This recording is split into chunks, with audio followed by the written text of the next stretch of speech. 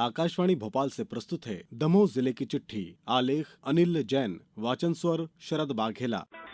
लोकसभा चुनाव 2024 के तीसरे चरण में 26 अप्रैल को दमोह लोकसभा क्षेत्र के 8 विधानसभा में शांतिपूर्ण मतदान संपन्न हो गया।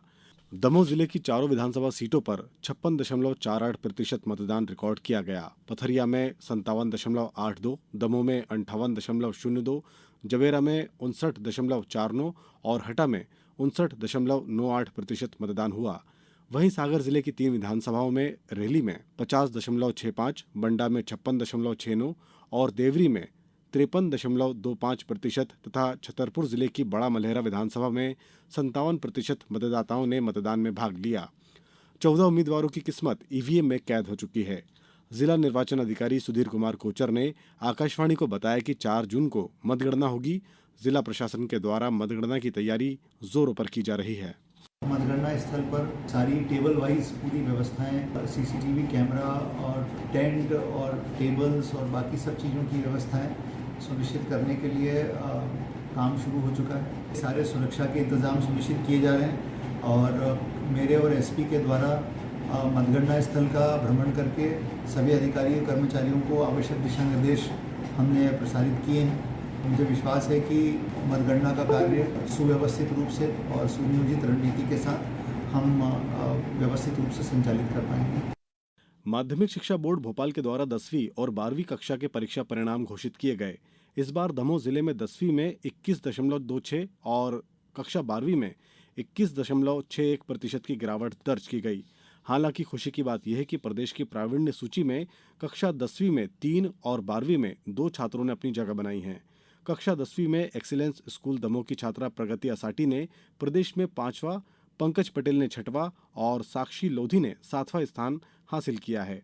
वहीं कक्षा 12वीं में शासकीय एमएलबी स्कूल हटा की छात्रा मोनिका साहू ने विज्ञान गणित संकाय में 5वां स्थान और एक्सीलेंस स्कूल दमोह के छात्र वेदांश नेमा ने विज्ञान संकाय में 10वां स्थान हासिल किया। इस बार दमोह जिले से 16,486 विद्यार्थियों ने कक्षा 10वीं और 13,776 विद्यार्थियों ने कक्षा 12वीं की परीक्षा दी थी, जिसमें से कक्षा 10वीं में 41.39% और 12वीं में 47.31% विद्यार्थी पास हुए।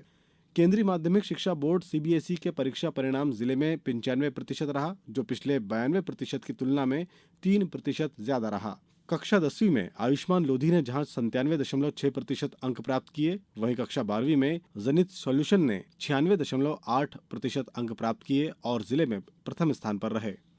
मौसम लगातार करवटें बदल रहा है।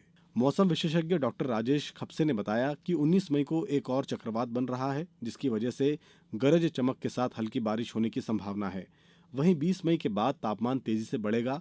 इस दौरान अधिकतम तापमान 42.9 डिग्री से 44.4 डिग्री सेल्सियस और न्यूनतम तापमान 25.6 डिग्री सेल्सियस से 28.2 डिग्री सेल्सियस तक रहने की संभावना है। आने वाले दिनों में हवा की दिशा दक्षिण पश्चिम में चलने वाली हवा की गति 14.2 किलोमीटर प्रति घंटे की रफ्तार से चलने की संभावना है।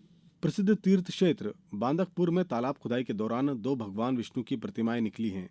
ये प्रतिमाएं 11वीं-12वीं सदी की बताई जा रही हैं। रानी दमयंती पुरातत्व संग्रहालय में पदस्थ पुराविद डॉक्टर सुरेंद्र चौरसिया ने बताया कि प्रतिमा में किरीट, मुकुट, उरुमाला का अंकन दिख रहा है। दोनों मूर्तियां त्रिभंग अवस्था में है, इसलिए ये प्रतिमाएं वैष्णव धर्म की हैं। इन्हें विष्णु भगवान कहा जाता है।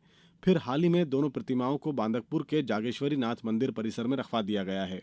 जबेरा जनपद का ग्राम पड़रिया थोबन मध्य प्रदेश का सबसे स्मार्ट गांव बन गया है।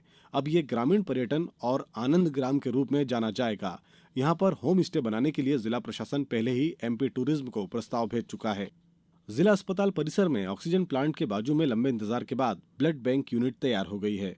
इसमें एक साथ 20 व्यक्ति रक्तदान कर सकेंगे। इसके साथ ही कंपोनेंट सेपरेशन यूनिट भी इसमें इंस्टॉल होगी, जिससे मरीज को प्लाज्मा, प्लेटलेट्स और आरबीसी अलग अलग जरूरत के हिसाब से दिया जा सकेगा।